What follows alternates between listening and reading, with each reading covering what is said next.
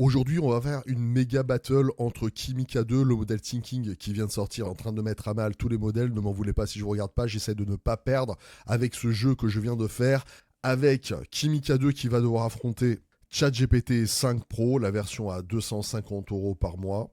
Et Gemini en mode Thinking, la version Ultra également à 250 € par mois. On va faire affronter tout ce beau monde dans un battle. On va voir ce qu'ils sont capables de faire, qui sont en mesure de réaliser des séquences de code absolument dingues. On va les tester un peu sous tous les angles, vous aurez un très bon aperçu et je vais vous dire où tester les modèles, comment les avoir et plein de bons plans et que vous allez pouvoir les tester et les avoir grâce à toutes les astuces que je vais vous livrer. Activez la cloche.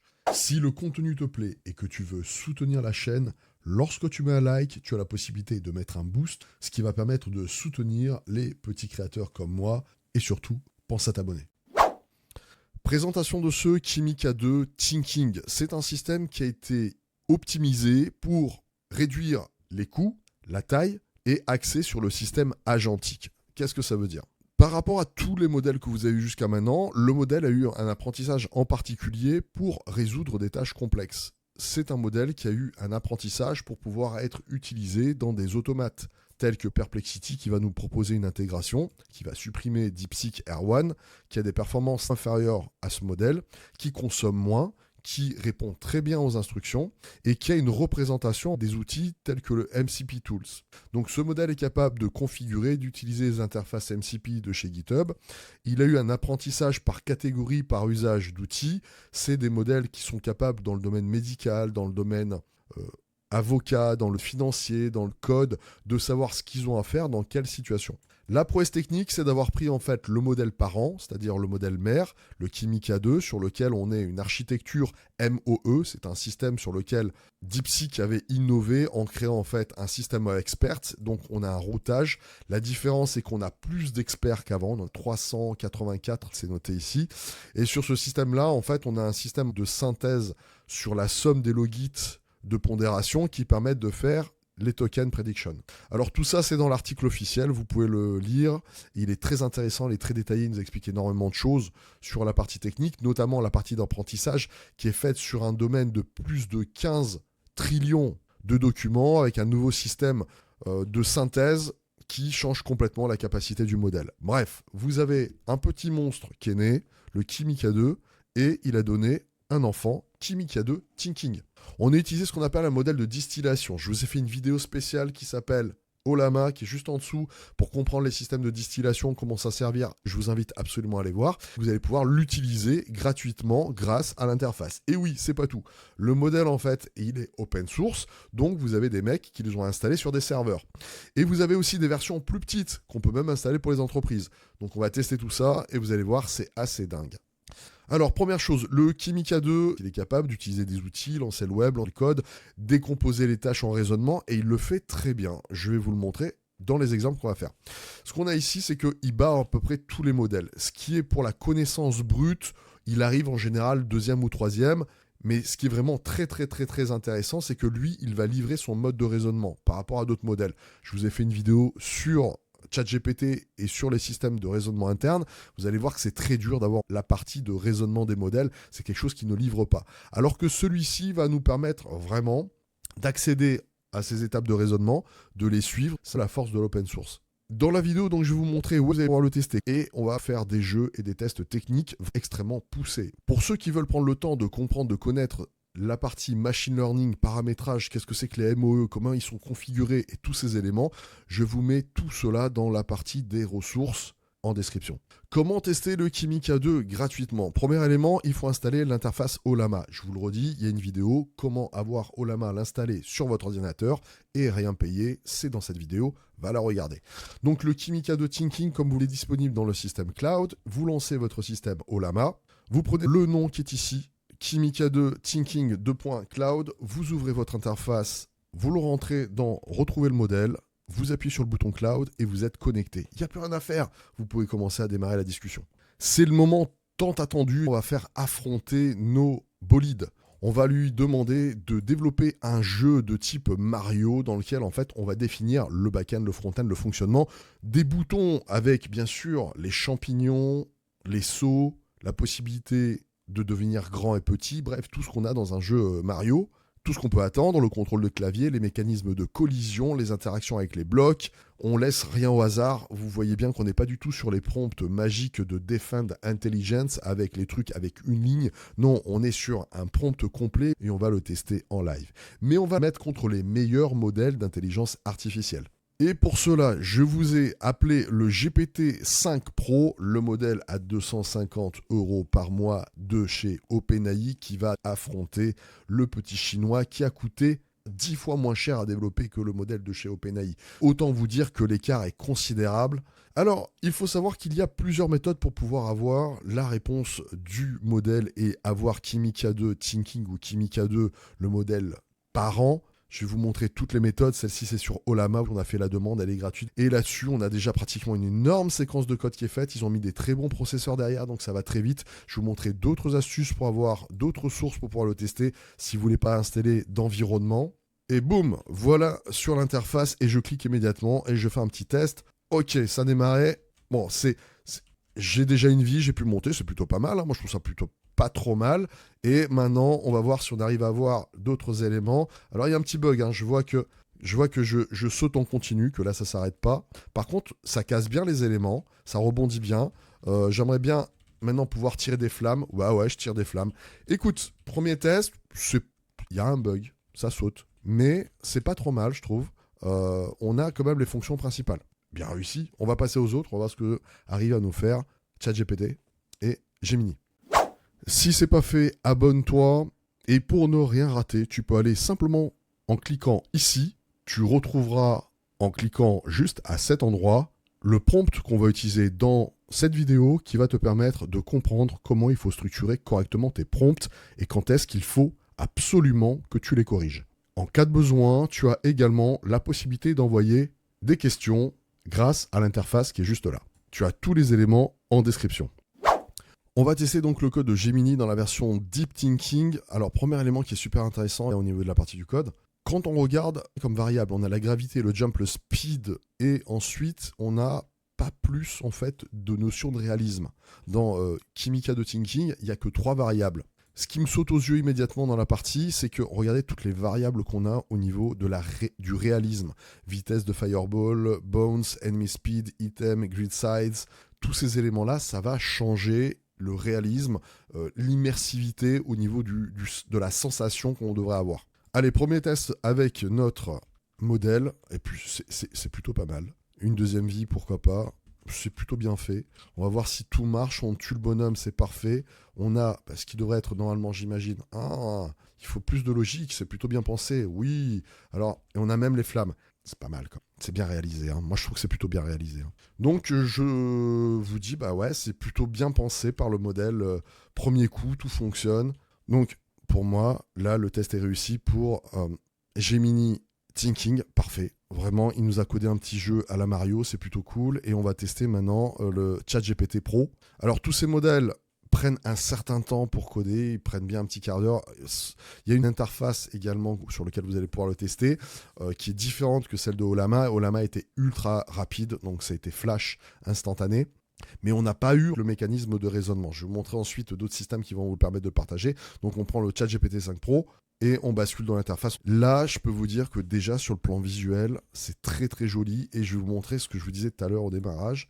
Au niveau du code, regardez toutes les variables qu'on a. Toutes les variables, jump, impulse, force, speedball, enemy speed. Donc tout ça, on peut le changer. Donc j'imagine que si on leur met une vitesse plus importante, on va les mettre à 2. Normalement, ils devraient aller beaucoup plus vite. C'est exactement ce qui se passe. Il faudrait que j'appuie sur le bouton pour démarrer. Donc voilà, on a rendu le jeu plus difficile.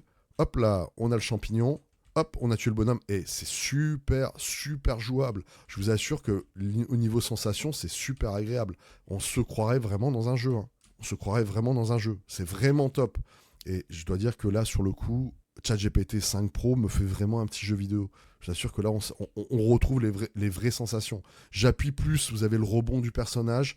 C'est extrêmement bien conçu. Ça casse les briques. C'est parfait. Franchement, c'est parfait. Rien à dire. Je vous montre déjà la deuxième interface pour pouvoir tester le modèle où il est déployé. Alors, vous l'avez sur l'interface qui s'appelle OpenRouter. Je vais vous montrer comment y accéder. Vous allez donc sur l'adresse qui est ici. Je vous mettrai les adresses, bien sûr, là où je vous ai expliqué que je vous mettez en description toutes les informations nécessaires. Et pour recevoir ces infos et la newsletter, vous avez tout qui est avec. Donc, vous avez le modèle Kimikado Thinking, vous cliquez dessus et il va vous proposer d'avoir une interface chat. Pour cela, vous créez un compte sur l'interface et vous avez des modèles avec du Kimikado en free, c'est-à-dire gratuit. D'accord ? Vous avez donc aussi des accès API en free. Je vous ai fait une vidéo sur Ollama. Si vous voulez savoir comment on configure tous ces éléments pour les installer en local, pour les tester en remote access en API, mettez-moi-le en commentaire. On fera des vidéos si ça vous plaît, si ça vous intéresse. Dites-le moi, je ferai des trucs qui vous plaisent. Il n'y a pas de souci. Donc là, on fait un test vraiment à chaud et on va sur cette autre interface et je vais vous montrer la différence de fonctionnement. Cette fois-ci, je lui demande de faire des boïdes colorés. Vous avez le new chat, vous démarrez une nouvelle conversation. Vous avez le modèle Kimikado, vous pouvez choisir d'autres modèles également. Je vous ferai une autre vidéo, mais en vrai, on a déjà accès à GPT 5.1. Chut, le dites pas, mais on a déjà accès à ChatGPT 5.1. Je vous ai fait une vidéo déjà la semaine dernière avec l'accès à Gemini 3 en avant-première. Vous avez la vidéo en description également. On l'a déjà testé. Allez voir la vidéo si vous voulez. Vous activez la search web, vous envoyez votre prompt. Donc vous avez le web, vous avez la possibilité d'avoir votre modèle et vous avez un système chat. Donc tout ça, vous pouvez aussi l'installer sur votre PC avec un système qui fait une call API. Ici, on va lui dire de créer une nebula. La différence par rapport à Ollama, c'est que vous avez accès en fait au processing de raisonnement. Et là, ça devient intéressant. Vous allez voir exactement comment fonctionne le modèle. Alors, il faut savoir que quand on a les modèles de réflexion, les modèles classiques de ChatGPT, en fait, ce que vous avez ici, c'est pas vraiment le raisonnement. C'est un résumé d'étapes. C'est pas du tout les tokens de raisonnement. Si vous demandez au modèle ChatGPT, donne-moi tes tokens de raisonnement, il va pas vous les donner. Il va falloir être un hacker pour rentrer dans le système. Et j'ai fait une vidéo pour vous en parler, comment on peut arriver à extraire un certain nombre d'informations. Mais le modèle, en fait, c'est pas vraiment un modèle de partage de tokens de raisonnement. Donc vous ne savez pas ce qu'il a fait pour arriver là. Il a juste dit, voilà, je travaille sur cette partie-là, et il faut utiliser des méthodes détournées pour y arriver. Alors que le Kimikado, quand vous lui envoyez en fait la demande, ce qu'il est en train de me faire en arrière-plan, c'est qu'il me décompose tout. En fait, si je ferme cette fenêtre-là, il n'y a rien qui est écrit. Là, ce qu'il est en train de faire le Kimikado, c'est qu'il est en train de tout décomposer dans sa petite memory contextuelle pour me dire, voilà, j'ai compris ce qu'il m'a demandé. Il m'a demandé de faire des sliders hexagonales, des nabulas, des éléments, des boids, et il décompose tout ce que j'ai demandé. Alors, il me dit, je vais commencer à créer les variables, je vais ensuite poursuivre en faisant cet élément avec les radius et les modifications, je vais apporter tel élément, et donc tout ça, vous allez voir, ça prend un certain temps, parce que ça s'affiche. Mais c'est un point hyper intéressant et hyper important. C'est que dès qu'on est sur une interface qui permette de récupérer le reasoning, on a la possibilité de suivre parfaitement, cette fois-ci, ces tokens de raisonnement et chacune de ces étapes. Un vrai contrôle, tout qui est partagé. On va le comparer encore une fois avec Gemini et ChatGPT Pro et les résultats. Allez, côté Nebula, voilà ce que ça donne. Écoute, c'est pas dingue, ce que je veux dire par dingue, ça c'est joli graphiquement. Mais en fait, il y a des erreurs. Il y a des tons sur tons, il manque des caractères, ici c'est visible, ici c'est pas visible. C'est pas parfait, ça peut se reprendre, ça peut être propre. Ce qui est intéressant, comment le modèle a réfléchi, c'est qu'il a étudié des choses que je m'y attendais pas, en disant il faut que je fasse attention à la carte graphique, à des mémoires et des ressources, donc je vais pas faire des traînées trop longues au niveau de la partie des nébulas. Il va falloir que je modifie des éléments, il faut que ce soit visible à l'écran. Il a décomposé un certain nombre d'éléments, mais je pense que ça peut être plus sympathique sur le plan visuel. On va tester celui de Gemini, le 2.5 classique, juste pour avoir un comparatif. Voici ce que ça donne pour le 2.5. Gemini 2.5 Pro, ça donne ça. Hein, c'est plutôt pas mal. On va voir maintenant le GPT 5 Pro à 250 €. Il a intérêt à les valoir. On va lancer et c'est simplement magnifique. J'ai rien d'autre à dire. Il m'a tout fait. Il m'a fait le menu avec la vitesse de l'hexagone, tout est parfait. Regardez les vitesses des nébulas, le nombre d'éléments qui peut être modifié en temps réel. C'est super propre. Il n'y a rien à dire. On modifie la vitesse, on n'a même pas de flou. C'est hyper propre. Vitesse de nébula également et le nombre d'éléments. Rien à dire. La grosse différence pour tous ceux qui bossent, à un moment, c'est vraiment de basculer sur le modèle Pro. Vous avez une différence considérable. Le modèle, il va me mettre 6 minutes à me répondre, mais ça marche du premier coup. Voilà, c'est la grosse différence. C'est bien pensé, c'est bien construit, et on a un saut qualitatif qui est considérable. On va continuer nos tests sur la partie rédaction et agentique. Ce qu'on va demander au modèle, c'est de rechercher des informations dans le domaine juridique du droit. Il aura uniquement droit de s'autoriser de se connecter à Légifrance, à Cour de cassation, Conseil d'État, et d'avoir énormément d'étapes. Il a 6 étapes à faire sur première instance, Cour d'appel, Cour de cassation, Cour européenne, Cour de CNIL. Ça, c'est des choses que Gemini 2.5 sait faire, ChatGPT sait faire, que DeepSeek ne sait pas faire, et que Manus, il faut le paramétrer de manière particulière. J'ai fait des vidéos spéciales sur Manus pour parler de cette problématique. Le problème, c'est pas qu'une IA aille rechercher des informations, c'est qu'une IA va rechercher des informations qui ne correspondent pas à ce que vous avez demandé. Ce que je veux, si je suis avocat, c'est avoir exactement, uniquement les sources qui sont demandées. Alors, il ne faut pas voir un résultat, c'est comment il va comprendre les instructions. Ce qui est très important dans sa manière, en fait, d'écrire, c'est qu'il reconnaît qu'il a uniquement en connexion des domaines définis, qu'il doit créer des réponses structurées, qu'il a 6 étapes séparées et qu'il y a donc un chemin à suivre. Et ça, c'est la puissance du système agentique. Il décompose le niveau 1, le niveau 2, le niveau 3, il reprend la demande, la requête, il la fait pas à pas pour comprendre, il faut que je me connecte à tel endroit, il faut que j'aille rechercher telle information, et c'est ce qu'il va faire.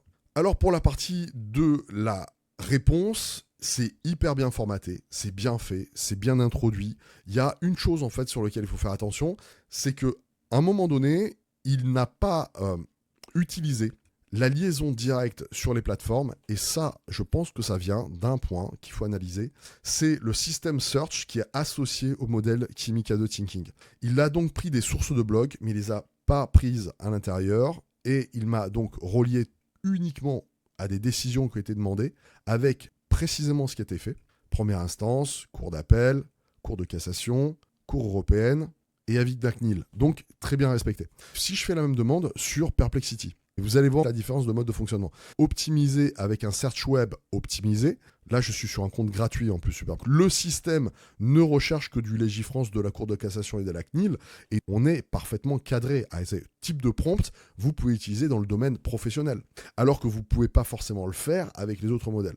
Et l'idéal, en vrai, ça serait que Perplexity remplace son modèle R1 par le Kimi K2 Thinking et qu'il nous intègre l'API de Perplexity. Et là, on aurait un monstre en termes d'outils capables de décomposer plusieurs étapes. Là, il y a eu 7 étapes. Sur les 7 étapes, il les a faites. Pour ceux qui sont aujourd'hui équipés de LM Studio, on a des versions de Kimi K2. Kimi K2 Instruct, c'est le modèle parent, celui qui a donné à Kimi K2 Thinking. Ces modèles, ce sont que des modèles à 240 Go. Mais il existe un modèle Q4 compressé à 30 Go. Et ça indique une chose hyper importante, c'est que ce modèle pourrait être déployé sur des serveurs d'entreprise avec soit 2 cartes graphiques de style MacBook M3 ou une bonne carte 5090 avec 128 Go et on pourrait les faire tourner. Pour les entreprises, en local avec un système de raisonnement extrêmement avancé et des performances absolument époustouflantes. Alors il y a une chose aussi qu'il faut arriver à tempérer, la partie d'écriture et la partie de raisonnement. J'ai fait quelques tests au niveau de l'écriture, de proposer un hook sur un système commercial pour parler de Kimi K2 et de faire quelques phrases. Ce qui est intéressant, c'est son raisonnement. Si on regarde, le modèle est paramétré pour avoir différentes approches en simultané et ça, c'est suffisamment rare pour être cité. Première approche, témoignage. Deuxième approche, problème, agitation, solution. Bref, il a vraiment eu un apprentissage par renforcement sur la matière de rédaction. Mais si on lit bien dans les détails, les phrases, elles sont pas dingues. Voilà. Ça, c'est le premier point sur la partie rédactionnelle. Il a été essentiellement entraîné en chinois et en anglais. Donc, ça veut dire une chose, c'est que ils peuvent être bons, mais il faut voir dans quel domaine vous voulez vous en servir. Ils ne sont pas forcément bons dans tous les domaines. Ça vous indique très clairement, faites vos tests en fonction de ce que vous voulez faire, mais pour la partie code, raisonnement, mathématiques et agentique, c'est un modèle qui est très bon. Si cette vidéo t'a plu, n'hésite pas à me le dire, à laisser un commentaire, à la partager. Je te laisserai donc toutes les infos et comment j'ai fait pour avoir accès à tous ces modèles. Et si c'est pas fait, abonne-toi.